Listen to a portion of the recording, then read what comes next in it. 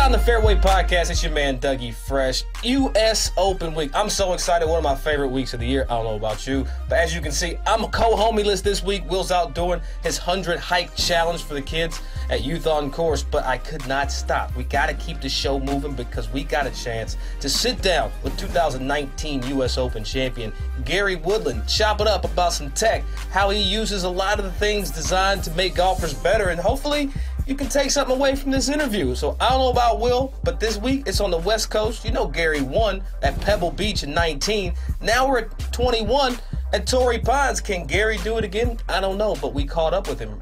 Let's go Beyond the Fairway with Gary Woodland. Gary Woodland, what's up, man? How are we guys doing? Thanks for having me today. Honored to be here. Honored to be partnered with CDW. Enjoying this Monday afternoon here. I'm back home in Kansas right now, so no place like home. I can dig that. I'm back in Phoenix, and it's 100 million degrees out here, so I don't even want to talk about that. Gary, you had a recent run. You know, you're playing some good golf right now. I saw a couple top fives, sixth place at Valero. We got you in top five there at Quail Hollow a couple weeks ago there in Charlotte, Will's hometown. Tell me, what's going on? Why are you playing so good golf right now? I've been beat up for a while. When we came back from COVID last year, I came back a lot lighter, about down 30 pounds. But body wasn't great. I've been dealing with a hip injury for a long time. It kind of flared up on me. So I was battling that, got in some bad swing habits, and just been battling. You know, when you start going down that road where I'm playing through injuries, you start compensating a little bit. So I dealt with that.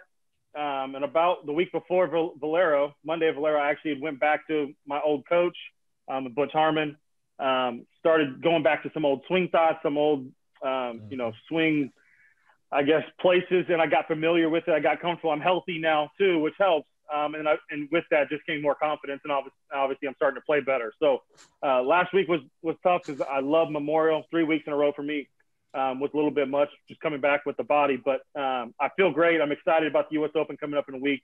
Excited to have a week off this week to get prepared. But game's in a good spot, and so am I mentally, which obviously is a huge deal as well. You know what, G, I want to talk about that 2019 U.S. Open. Congratulations, first time meeting you. So, belated congratulations. Now, with achievement such as that, does that victory change your mindset heading to other majors? I don't know if it changes the mindset as much as it changes the approach. I mean, when I walk in now, you press so hard, you prepare so hard, and you work so hard to get to that moment. I've been there and I've achieved it. I didn't have my best stuff on Sunday that day, and I was able to come through. So when I show up now, I realize I don't have to press. I don't have to have my best stuff, and I can still win.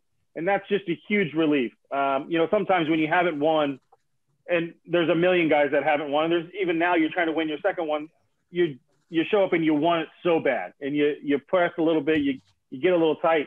I can relax knowing that my stuff is good enough to win. And obviously there's a lot of luck and a lot of stuff falls into place with weather and tee times and everything that goes into winning a major championship. But I know I don't have to press. I know my game's good enough. And I can validate that by obviously when I won in 2019. Now, I noticed, I've heard various players speak on how they prepare for majors versus PGA Tour events. This recent major, I hear a lot of people say they're hyper-focused. Is there a difference on how you prepare for majors versus PGA Tour events? There is a big one. First of all, the majors outside of Augusta, typically we're going to a new golf course. So I like to get in early. Crowds show up on Monday. I like to get in Saturday, Sunday, before I say the circus shows up with everything that comes with a major championship and get my work done. I like to get my work done on the weekend. So Monday, Tuesday, Wednesday, it's more about me just fine-tuning things. I've already seen the golf course. I've already got familiar with stuff. So it's me just kind of resting, preparing. Majors are massive weeks, more mentally than physically. So it's nice to get in early. So like this weekend, for instance, I like to take the week off before a major. Some guys like to play. I'm off this week. I'm going to go to Vegas this week and see my coach, Butch Harmon. And then I'll go into San Diego, Torrey Pines, which is a golf course now we do play every year, so everybody's familiar with it. But it will be a different setup than we typically see in January. So I'll get in Sunday, get some work in, and get familiar with the golf course before everybody shows up on Monday. See, Will, Gary's special because he's the only guy I know that can bring Butch Harmon out of retirement to come back and hey, Butch, can you help me out? Can you give me a little something? No, but you know, Butch makes me come to him now, though. Butch doesn't come to me anymore. Now I got to go to him. But yeah, you got to get on that flight. I mean, I think I bumped into you one time, Gary. We were coming back from Fort Lauderdale. I saw you at the belt. Now, look, I want to go back to that U.S. Open because there's two shots that ring out in my head, and I want to revisit them. I wish we could play it and cue it up, but we're in here in Zoom, so you can't do that. On Sunday, coming down, Brooks gets off to a hot start. I think he birdies 4 of the first 5. You birdied 2 of the first 5. We're coming down back 9 now. You're on 14. Caddy says 3-wood. Announcers, they don't know anything. But they're like, this is the dumbest shot he can hit right now. Talk me through that shot, and I also want to know which shot was harder, the pitch on 17 green or the 3-wood into 14? The 3-wood on 14 was the greatest golf swing I've made in my life. I'm a very aggressive player. I like to be aggressive. I like to go. My caddy, who we call him Butchie, his name's Brendan Little. I've been with him for over 5 years now. He's a very conservative guy, very conservative caddy. That's the first time in my life I had a one-shot lead. We'd hit that shot in the practice round. There's out of bounds right. Left is no good to that pin. It's just there's so much that could have happened in that situation. And it's the first time in my life I'm like, oh, my gosh, I think I'm going to lay up here. And I think it's the first time in 5 years that he's like, no, we're going. We're hitting 3-wood. Let's go. And I'm like, I don't know if that calmed me down or maybe gave me confidence about everything that was going on and what could have happened. So there was never a doubt. Once he said, let's go, I'm like, well, if he wants me to go, we're definitely going. So I grabbed 3-wood. And he told me, to be honest, what he told me was it was 255 to the front edge, 265 hole. And I was obviously very juiced up. I was excited, a lot of adrenaline. He told me to hit it over the green. He said if I could get it up and down from over short, he thought was too hard to get close. The greens were firming up. But over the green, I had a lot of short, right? You had a bunker short too. He told me to hit it over the green. So when I hit it, I was staying sit. I know it was getting cold and the ball obviously wasn't flying as far. I smashed it, but it just barely flew the bunker and obviously ended up in a perfect spot. But I thought it was going over the green. It was one of the best swings I've ever made. 17 was obviously an amazing chip under the pressure and everything, but I've hit a million chip shots off greens, and you know I could have missed that shot and still made bogey and still had a chance to win. I hit that 3-wood out of bounds, I lose the golf tournament probably. So under the circumstances, that 3-wood was the best swing I've ever made in my life, and I'll credit my caddy for making that play and that choice. Hey, Dougie, it's such I find it insulting when G says he smashed it, because his smash and my smash are two different things. Because when he said I smashed it, I'm like, yeah, I do that too on a cake. Well, not the same way, but yeah. So that's insulting, bro. I'm just letting you know. My bad. Gary, most people like to cozy a putt up to win the U.S. Open. Not Gary Woodland. You went ahead and made that thing, man. Tell me what it was like seeing. I mean, look, I know you have a 2-shot lead. You got 3 putts to win. But what's it like to that's the putt you practiced when you were a kid on the putting green, this to win the U.S. Open. No doubt. What was that? I knew I had 3 putts to win. And it's funny, when I walked off the green, Jordan Spieth was standing there. Nice of him to hang out. We had a good time that night. But Spieth was like, geez, you hit that putt hard. That putt was going. I'm like, are you sure? I thought, to me, it's just when it went in, I don't remember anything else. But, knowing I had 3 putts to win was a good feeling. 2 putts to win makes that putt a little more difficult. But I'll tell you what, I was so in the moment that week. My caddy even said it was the best he's ever seen me mentally. Once that putt went in, I'm like, oh my God, I got nothing left. There's no other shots. I don't have to do anything else. And all the emotion, I don't show a lot of emotion out there, but it all came out of me. So that was something I'll always remember. Just that feeling of that ball going in the hole. And I've obviously seen the putt since then, and it was moving a little quick. But I probably would have had 10 feet coming back, but I could have 2-putted from 10 feet up the hill. But it was special. You like you said, you dream of that putt on the last hole, and to do it at Pebble Beach on Father's Day with my dad there. Just a little story. My dad, I was a rookie in 2009. My dad had a heart attack while I was playing Pebble Beach at the AT&T. So you fast forward 10 years later, I win on Father's Day at Pebble with my dad there. When I got done, that's all I wanted to see was my dad. So for him and I to hug there on 18, that was as special as it gets. Well, I'm just glad nobody was in the way when you gave that fist pump. You know what I'm saying? That thing has some heat to it. That thing has a lot of emotion built up right there. Yeah, it was me. Because I know you're pretty cool and calm customer, Gary. But look, I got to understand something. Look, you talk about that moment on the 18th green, their 72nd green at Pebble, winning the U.S. Open. You prepared for that moment since you were being a kid. This is CDW. We're talking about technology. What I want to understand is with all of the data that's out there. I mean, there's a lot of data, a lot. What are the things that you're looking for pre and post round to help you play your best golf? That's a great question. And with CDW and ShotLink, the data is a joke. What we have literally every stat known to man.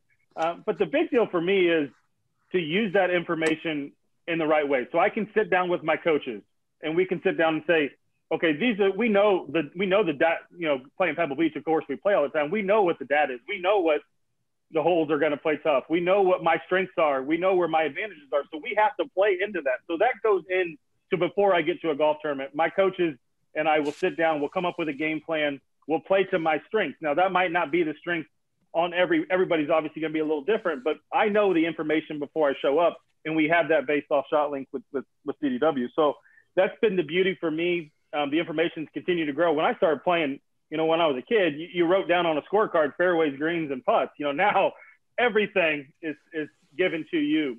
But the big deal is I know, according to the data, I know when I play well, I have to drive it well.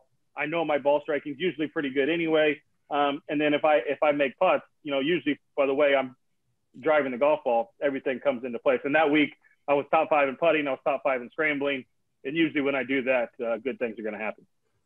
I kind of find that interesting. It speaks well to what CDW is all about as far as just helping you kind of, grow your business, accelerate growth. And with you saying you have a ShotLink, I can see how that can amplify your competitive edge for sure. But I kind of want to go back. I hear rumor around the tour and around the media space that you have a dope setup at the house. Like I'm hearing some things. So it's a two-part question here. So one, tell me about it. And two, can Doug and I come tag along? Is it members only? Do we have to be family? How does that work? You guys got the invite. I tell you what, we live in South Florida, but I'm from Kansas, so I like being home. It's a little price of everything's a little bit cheaper here in Kansas, so we can have a little more fun with what we do. We had a little more space here, so I have a simulator. I have stuff downstairs. I have a putting green that moves. I can do a lot of stuff with. But outside right now, I'm in the process. It'll be done in the next 2 weeks. It'll be done when I get home from San Diego. I've built a massive short game area. We bought the lot next door, and it's special. I know, like I said, I know when I play well, I know my short game's, usually really good, like when I won Pebble Beach. So that's a big emphasis for me. This gives me an opportunity. I have 3 kids now, so I can't get away as much as I used to. Now I have the opportunity. I can practice anytime I want in my backyard. I have every shot known to man inside 85 yards. I got multiple greens. I got bunkers everywhere. I got creek running through. We got a lot going on, but it's great for me. It's great for my kids. My kids have been out there every night the last couple of weeks while it's being built, running around, having fun. But it also it'll serve a purpose. My short game coach helped me design it. So it's beneficial for me with the different types of bunker shots, different types of wedge shots. We got some tight pins. We got some stuff you can run it up, all kinds of stuff. It's a lot for me. It is fun, nice to have a good time, but it will be beneficial for me in the future as well. Well, I appreciate Will's question because want to get a membership to the G-Dub practice facility. So let me say this. I do all the dirty work, G. hey, Gary, we better not see no more last weeks when you get all this up and running. I got it. Correct. There's no more excuses now. There'll be no more excuses. Hey, look, my uncle's Tubby Smith. I come from a long line of basketball family. So do you. You're a hooper. Yeah. Washburn. Yeah. But what I can't seem to grasp, I know Will's going to have some follow-up. I don't understand this. You play college basketball, and you're like, you know what? I'm going to just go play golf now. Like, how did you transition from the court to the course? I think the big deal, I grew up in Kansas here, so we have the season. I didn't grow up in the South where I could play golf all year long. So I grew up playing. And, for me growing up, all my friends, I was the only one that played golf. My friends played other sports. So when I was able to go, I'd go, and during the summer, my mom would drop me off on her way to work at the golf course. She'd pick me up when she got home, and then I'd go play basketball or baseball at night with my friends. That was what I did. Now, I fell in love with the game of golf at a young age. I enjoyed basketball because I love the competitiveness with the team aspect and playing and grinding that way. But I didn't get recruited to play golf. I only played locally because I was playing so much baseball and basketball. So nobody recruited me. I didn't think I was very good. I signed to play basketball as a junior in high school. Ended up playing pretty much, I started playing better as a senior in high school in golf. I'm like, oh, maybe I was all right. So I'd always played golf. Basketball was my passion. I loved it to death. Our first game in college, we played KU. They were ranked #1 in the country. I'm guarding Kirk Heinrich, and I'm like, oh boy, this is a completely different level than being up people in high school. It's just different. And I'm like, oh, I can go to the NBA, man. I'm winning high school state championship. I'll go, oh gosh, my first game. I'm like, nope, this ain't gonna work. So luckily I had that to fall back on in golf. But I'll tell you what, I learned so much more that first year of work ethic and getting beat up. I mean, I was 18 years old. I'm playing against guys 23, 24 high school or college guys that are just so much bigger, stronger. But I learned how to work. I learned how to grind. I learned how to, survive in situations that aren't always perfect. And in golf, it's not always perfect. You got to find ways to grind through it. I learned that playing with older guys in basketball, learning how to practice. It was so good. Some of my best friends today are still those guys I played basketball with. So I wouldn't trade it for anything in the world. And I definitely think it's benefited me to get to where I am today. I love hearing how golf and basketball translate for you. It's so funny, Doug, it translates for Doug as well. He was a basketball player and he traveled all around the world playing golf. And he also traveled all around the basketball court, moving his pivot foot. So therefore, I love your Doug perspective as well. How did you get started in golf? My dad. So my dad worked nights. My mom worked days. My dad worked nights. So in between that time, we'd have dinner. We'd hang out a little bit. My dad used to play golf in the evening. We had a local place right across the street, little public golf course, and it was just a way for me to hang out with my dad. So when I started walking, I was on the golf course with my dad in the evening. Just him and I would go out, and I fell in love with the game. By the age of 5, we had movie night every Friday. My parents would let us rent a movie. I was renting golf instructional videos at 5. I mean, that's what I wanted. I just fell in love with it, So it was one of those things. I credit my dad. My dad got me started. I didn't get a lesson until I was in high school. It was just something I did naturally, and it took off. But my dad got me involved in the game at a very young age, and fell in love with it. So how often are you getting back to Kansas games? I'm from Kentucky. I try to get back. It's the wrong UK, KU. Y'all got it backwards out there. You know what I'm saying? But it's all right, though.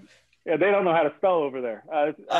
I get back. So obviously I'm here in town right now, but I'll get back 3, 4, 5 games a year. Most of them are on the road. If I'm traveling back from East Coast to West Coast, I'll stop. But I love basketball. I love the games, the energy in Allen Fieldhouse there in Kansas. It's so good. But yeah, KU and Kentucky, they got a pretty good rivalry. They go back and forth. Well, I want to know the type of hooper you were. Give me a hold on. Heck out of it. Paint me a picture. Who was your ideal player coming up from a hooping standpoint? Well, I mean, I was 23, if that tells you anything. But LeBron James? You can't cheat LeBron James. Give me like a David Wesley or something. I love to shoot the basketball. I'll tell you, when I high school, I was able to kind of do whatever I wanted. My first basketball practice at Washburn, I got a rebound. So I was a shooting guard. I'm only 6'1". I was little compared to all these other guys, and I got an offensive rebound my first scrimmage at practice. And coach stopped practice, and he said, "Everybody on the line, this little wimp from high school is going to get an offensive rebound." And I had to stand on the sidelines while the whole team ran. And so I'm like, I thought I was cool. The next time I went into the lane, I got hit so hard. I never went inside the three-point arc again. I stayed outside. I knew what my role was, but I'll never forget that. I mean, I had black eyes left and right. The seniors were like, "We're not running again. Don't come in here." So I stayed out. I was able to shoot it, and that was about all I did.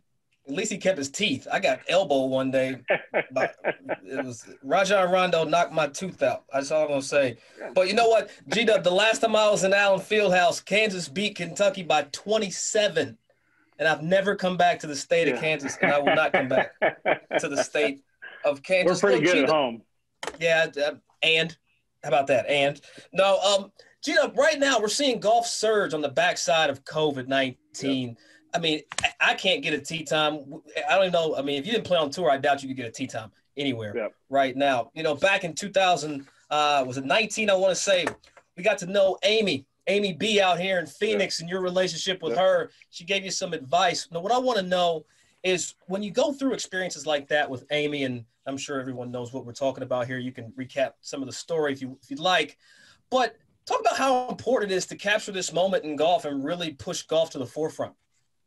It's true. And the impact she's had, we're blessed in this game, being at the level we're at, that we could have a lot of experiences with a lot of people, but you don't plan on having the impact like that she had on me. You try to give these people, when you meet somebody, you try to give them a good opportunity that day and a good experience. It was the reverse effect. She had that experience on me. And I'm able to stay in contact. She was out at the tournament last week. They did a foundation event. I got this foundation. She's killing it with that. They had a foundation last week, 60 kids at a clinic with all the disabilities, growing the game, getting them involved, which is just amazing.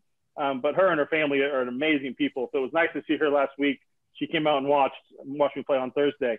But it's special. And the stuff that they're able to do with that foundation, getting more people involved, that's what we got to do. COVID has obviously been a horrible thing for a lot of people all over this world. The game of golf actually grew during that time. People were able to get outside, but we still got to continue that push. We still got to get more kids involved. We got to get more,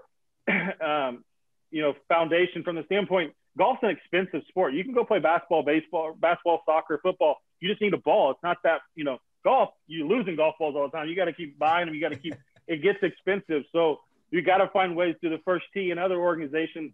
CDW, we've done some stuff where we've gone in LA and we've met with kids and, dealt with technology. We got them in simulators, just introducing them to the game and go from there. Topgolf's been good from the standpoint. You get more people involved doing other things than just, going out and playing. You can get there, you're in and out. It's not as long as sometimes you get on a golf course, it's 5 hours. You need to get that thing sped up a little bit. So through that, we continue to grow, but there's still a long way to go because this is a great game. It's a great game you can do forever. It teaches you so much more than just going out and playing sports. You'll learn a lot, especially getting kids at a young age and teaching them, responsibility and everything that comes along with the game, sportsmanship, integrity, everything. You can teach them at a young age with the game of golf, and I think that's the beauty of it. And tech makes it cool. Like having all the technology around golf, we're in tech era. We need CDW. Yeah. We need these initiatives to people to bring it together and make people keep. We're in this swipe world. Everybody's swiping on some stuff. I'm swiping right now, but yeah, it's so funny that when I saw the Amy story on YouTube, man, I'm not trying to say somebody was cutting onions because I was crying a little bit, man. And one thing I noticed, what I learned from watching it, and I'm jealous because you had a chance to actually meet her. I didn't get a chance to meet her, but one thing that she said that I really admired was how confident she was. I saw you and a couple others, caddies and peers that are around at that moment. They said, "I hear you're a great golfer." Yes. Yes. Hey, I hear you can play. Yes. Yeah. I tell you, if I could have the confidence, Doug will be interviewing the 2018 U.S. Open champion, which we meet in 2019 U.S. Open champion. That was one of the most amazing clips that I've seen here recently. And her energy is contagious, right? I'm a big energy guy. Her energy is a joke how good it is. And, I was more nervous for her than she was. She was enjoying the moment. I saw she hit it in that bunker there on 16. That's the last place you want to be. When I'm there, I'm like, you got to avoid the bunkers. I don't want to hit this shot in front of 5,000 people that are screaming, that have been drinking all day. She hit it in there. I'm like, let me get this out for you. She's like, no, I got this. I'm like, okay, go. Okay. I mean, her confidence, her energy, her happiness, she wasn't dealt a great deck of cards, right? She had Down syndrome. She's turned that into a positive, and she enjoys it. She obviously has great parents that have enjoyed that and pushed her through that. It's unbelievable, and that's contagious. I love being around her. I love her energy, and I'm glad to still call her a friend. It's funny. I was there outside. I was in the drunk people gallery during that pro-am there, Gary, and the swag she rolled up to that putt was I think it was an 8-footer. She had a little slider.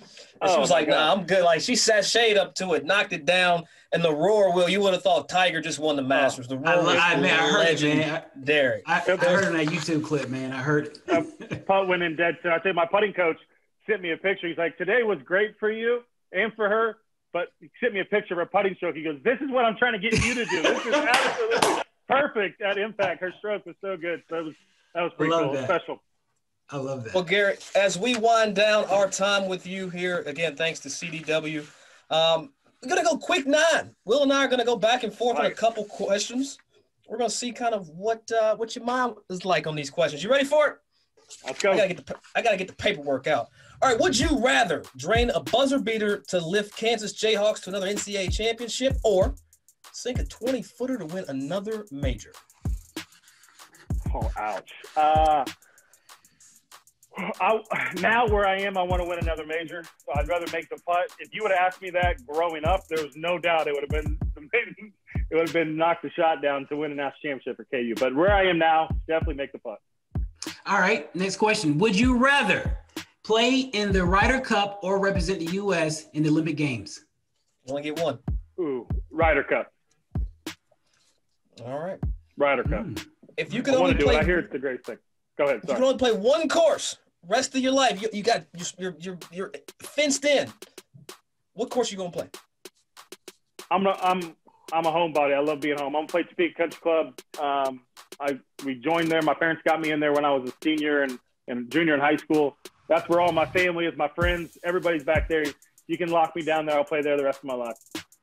Okay. Well, give me a course that you're dying to play that you have yet to have a chance to. I've never played Cypress Point out at Pebble. Everybody talks about it. I've never played Cypress. That's one I'm hoping to get out there soon, but I've never played Cypress. Sorry, I'm just surprised. I didn't want to say nothing. I wanted to go to. I'm surprised that one. As a U.S. Open champion. I thought you were going to say maybe Charlotte Municipal or something. All right, Gary. Best advice you received as a professional in golf? I don't know if it's really attaining to golf, but I got hurt. I got on tour my rookie year in 2009. I blew out my shoulder and missed a year of golf, and I had a fighter pilot friend of mine tell me a delay is not a denial. So the fact that I worked my butt to get there, just because it's delayed doesn't mean I can't succeed and be there. So a delay is not a denial. I still think about that today. Anytime I get into a rough spot, a delay is not a denial. You know, it's funny. I go by the divine delay. I can't turn divine delay into a disappointment. Yeah. So yeah, I love it. All right, we get close to the last question. Give me the last time you got starstruck by meeting someone. That's a great question. I don't know the last time I got starstruck. I mean, I'll tell you one time, the only time I really got starstruck on PGA Tour was the first time I met Tiger Woods. I did get starstruck, and it was the most awkward thing ever. I met him in a bathroom at Bethpage at the U.S. Open in 2009. I meet Tiger Woods in the bath, and it was just hi, you know, like you don't. What do we do? In the bathroom. Just hi, Tiger. I'm Gary. I didn't know what to say. That was definitely the most starstruck I've been. More difficult, closing out a major championship or getting through Q school? The old Q school. To be honest with you, I'm going to say Q school from the standpoint, a major championship, I'm playing really well, right? If I'm in contention at a major championship, I know my game's really well. Q school, it was 6 rounds. It was the most stress I've been in my life.